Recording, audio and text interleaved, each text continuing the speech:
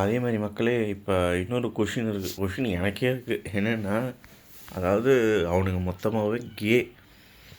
அவனுங்க கிட்டத்தட்ட கதை என்ன அப்படின்னா, அவனை மொத்தமும் கே.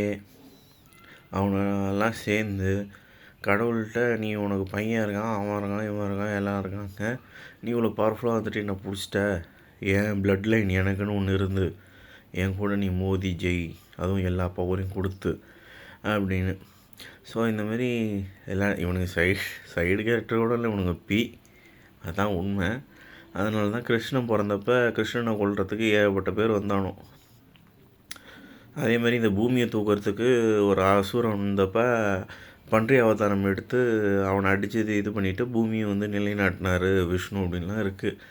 அவனுங்கெல்லாம் பவரை வாங்கிட்டு பண்ணானுங்க. அவனுங்களை அவதாரங்கள் அடிச்சு ஆரம்பிச்சிது. அந்த மாதிரி நானும் ஒரு அவதாரம் தான். ஸோ இப்போ என்ன கதை அப்படின்னா, அந்த ராக்கஃபெல்லர் மட்டும் இல்லை, அவனுங்க எல்லாம் ஒரு ஒரு குரூப் இருக்கானோ. அவனுங்க எல்லாருமே அந்த கிருஷ்ணன் போய் காப்பாற்றிட்டு வந்தாலும் அந்த வேசிகள் அத்தனை 1 லட்சமோ 2 லட்சமோ அத்தனைக்குமே வச்சுருக்கானோ. எதை அவனுங்களோட ஸ்பெர்ம் எடுத்து வச்சு அவனுங்களோட ப்ளட் லைன் எங்கே பார்த்தாலும் பரப்பிக்கிட்டு தான் இருக்கானோ. அதையுமே கண்டுபிடிக்க முடியும். நான் என்ன நினச்சேன்னா, அவனுங்கெல்லாம் மொத்தமாக ஏலியன்னு. ஸோ ஒரு ஏலியனும் பண்ணுச்சுன்னா ஏலியன் பிறக்கும் அப்படின்னு நினச்சேன். ஆனால் அந்த ஏலியன் ப்ளட் லைன், அவனுங்கெல்லாம் ஏலியன் தான். அவனுங்களோட ப்ளட் லைனோட இது